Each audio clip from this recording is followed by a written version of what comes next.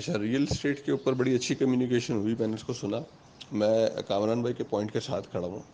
واقعی جو ہے آپ نے ایک پلاٹ وغیرہ جو ہے وہ اگر آپ نے لیا تو وہ ایک ایلیفنٹ ہی ہے، لیکن آپ اس ایلیفنٹ کو ضرور پالیں. جو پوائنٹ ہے سمجھنے کا، اس کے اندر 2-3 چیزیں ہیں، ان کو میں اسٹیپ بائی اسٹیپ بتاتا ہوں، یہ آپ کے کام آئیں گی کہ جو نہیں ہو پا رہی. اگر آپ کے پاس 100 روپے پڑے ہوئے ہیں تو آپ اس میں سے 40 روپے کا پلاٹ ضرور خریدیں، ضرور خریدیں. 60 روپے کو آپ پیسیو انکم سائڈ والی پہ ضرور لگائیں، لیکن 40 روپے کا پلاٹ کیوں خریدیں؟ کیونکہ وہ پلاٹ جو ہے وہ 40 کا 80 ہوگا، اور بعد میں آپ اس کے 2 پلاٹ لینے کے قابل ہوں گے، اور پھر 80 کا ایک 60 ہوگا، اس سے آپ 3 پلاٹ لے لیں گے. تو دا پوائنٹ از دیٹ ایک رقم کو اس کے لیے مختص رکھنا ہی رکھنا ہے. صرف یہ سوچ کے ہی چھوڑنا کہ یار اس کا فائدہ تو میرے بعد بچوں کو ہی ہونا، تو مجھے تو لینا ہی نہیں چاہیے. ایسی کوئی چیز آپ ضرور اپنی زندگی میں کیپٹل گین والا وہ ایلیمنٹ ضرور ڈالیں. اس کی پرسنٹیج کو آپ اس کو کم زیادہ کر لیں، لیکن اس کو ڈالیں ضرور. وہ اس کو نگلیکٹ نہیں کیا جا سکتا، لیکن ایک اماؤنٹ اس کے لیے. اور میرے خیال سے تقریباً ہر بندے کے پاس جو انویسٹمنٹ مائنڈ سیٹ کا اس کو ایک پلاٹ تو ہوتا ہی ہوتا ہے کہ بھائی ایک اس نے رکھا ہو. یہ بالکل عقل مندی کا فیصلہ ہے، بالکل غلط نہیں. جو دوسرا پوائنٹ ہے تو میں اپنا ایکسپیرینس کر دیتا ہوں کہ بھائی میں جن کے ساتھ ہوں پراپرٹی میں وہ کیسے کام کرتے ہیں. تو دیکھیں جس طریقے سے آپ لوگ ہیرے ڈھونڈتے ہیں اسٹاک ایکسچینج کے اندر سے، اسی طرح سے پراپرٹی میں بھی ہیرے ڈھونڈے جاتے ہیں. میں آپ کو 2 ایگزامپل دیتا ہوں. ایک پراپرٹی لی ہے، اس کی ویلیو ہے 60 لاکھ روپے، 60 لاکھ روپے، اور اس کی رینٹل انکم ہے 50,000 روپے.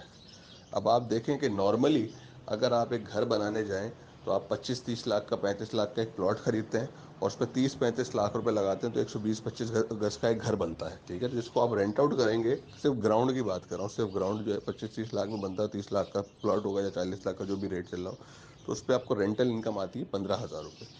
20,000 آ جائے گی زیادہ سے زیادہ. تو لگے کتنے آپ کے 60-65 اور آئی کتنے 20,000 روپے. تو ایسے والے کام نہیں کرنے ہیں آپ نے کنسٹرکشن کے اندر. آپ نے ایسے ہیرے ڈھونڈنے ہیں کہ جو آپ کے ریٹ سے قریب تک آپ کو جو ہے وہ 10% تک کا تو آپ کو ریٹرن دیں. اس طرح یہ بھی ڈھونڈنا پڑتا ہے. ایسی پراپرٹیز ملتی ہیں، آپ کو ڈھونڈنی پڑتی ہیں، اس کے پیچھے خجل اٹھنا پڑتا ہے، لیکن آپ کو ایسے ہیرے ملتے ہیں. جس طریقے سے آپ اسٹاک میں ہیرا ڈھونڈتے ہیں، اسی طریقے سے اسی میں ہیرا ڈھونڈتا ہے. ایون کہ یہاں پہ بیٹھ کے لاہور کے اندر جو ہے مجھے ایک سودا مل رہا تھا، وہ میرے خیال سے 18 یا 21 لاکھ روپے کا وہ فلیٹ تھا. 2 بیڈ کامن کا یا 2 بیڈ ڈی ٹی اس طرح وہ فلیٹ مل رہا تھا. اور اس کا جو رینٹل انکم چل رہی تھی، وہ رینٹل انکم بنی ہوئی تھی 16,000 روپے. تو آپ خود بتائیں کہ اس طرح کی چیزیں آپ کو ڈھونڈنی پڑتی ہیں. کئی مرتبہ ان سٹی آپ کو مل جاتی ہیں، کئی مرتبہ آؤٹ آف سٹی آپ کو ملتی ہے. ڈھونڈنا پڑتا ہے، اس طرح کی چیزیں ملتی ہیں آپ کو. تو اگر اس طرح سے پار کریں گے تو آپ کو جو پرسنٹیج آف ریٹرن ہے وہ بھی اچھا ملے گا. اس کا اس کے 2 بینیفٹ ہیں. اس کے 2 بینیفٹ یہ ہیں کہ دیکھیں جو آپ کی لینڈ کی پراپرٹی ٹھیک ہے، اس کی رفتار جو ہے وہ کم ہو جاتی ہے جب وہ پراپرٹی بنی ہوئی ہو اس کا کیپٹل گین کی، لیکن بڑھ پھر بھی رہی ہوتی ہے. ایسا نہیں ہوتا کہ ایک بلڈنگ 50 لاکھ کی ہے، 70 لاکھ کی ہے تو کھڑی رہے گی، وہ یہیں پہ رہے گی، وہ کروڑوں نہیں ہوگی. وہ ہوگی، ٹائم فیکٹر میں فرق آئے گا. اور ساتھ ساتھ رینٹل انکم بھی انکریز ہوتی ہے. کہ ایسا نہیں رینٹل انکم بھی کھڑی ہوئی ہے، رینٹل انکم بھی انکریز ہوتی ہے. تو وہ دونوں سائڈ پہ آپ کو بینیفٹ مل رہا ہوتا ہے کیپٹل گین کے مقابلے میں. جو صرف پلاٹ کے اندر اکیلا ہے، وہ اپریسیشن میں مل ہی کسی کو نہیں رہا، بس وہ تو بس ایک ہو گیا. لیکن ضرور اپنا پرسنٹیج ڈالنا ضرور چاہیے، اس کو نگلیکٹ نہیں کرنا چاہیے صرف اس وجہ سے.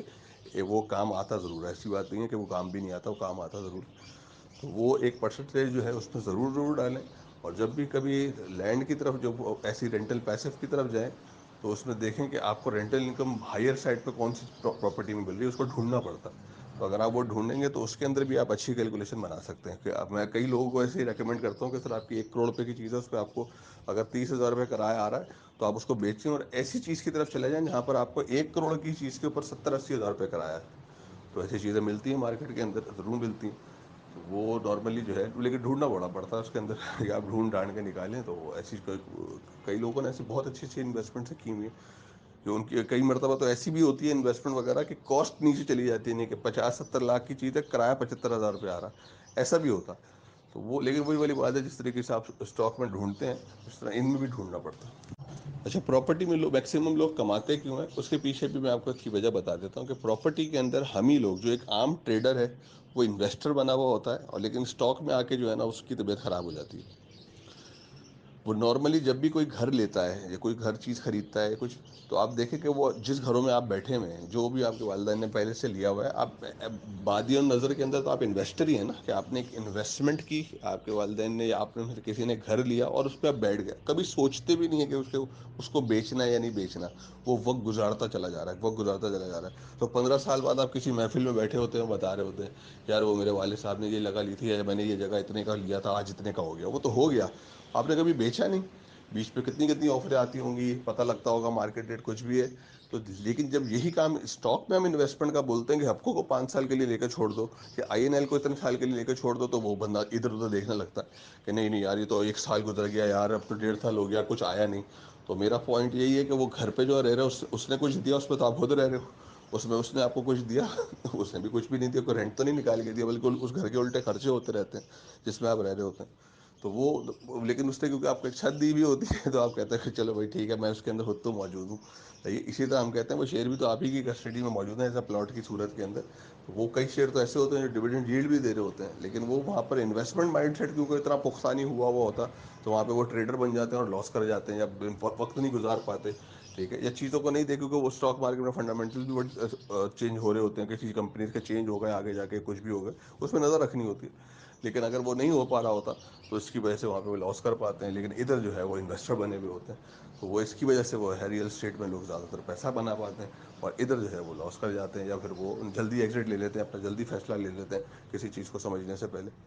تو انویسٹمنٹ چاہے وہ اسٹاک کی ہو یا ریئل اسٹیٹ کی ہو، آپ کو بیٹھنا ہے، آپ نے وقت کو جو ہے دینا ہے وہاں پر، اور اس کے بعد ہی آپ کو ریٹرن ملے گا. اگر آپ اس سے پہلے جو ہل جل کرتے ہیں کسی بھی چیز کے اندر، تو آپ بھلے وہ ایک اچھی پراپرٹی ہو یا اچھا پلاٹ ہو یا اچھا کوئی اسٹاک ہو، وہ آپ کو ریٹرن نہیں دے پائے گا. تو بیٹھنا جو ہے نا وہ شرط ہے. This video clip is compiled and brought to you by Engineer Mehboob. Thank you for visiting the YouTube channel. Learn stock trading.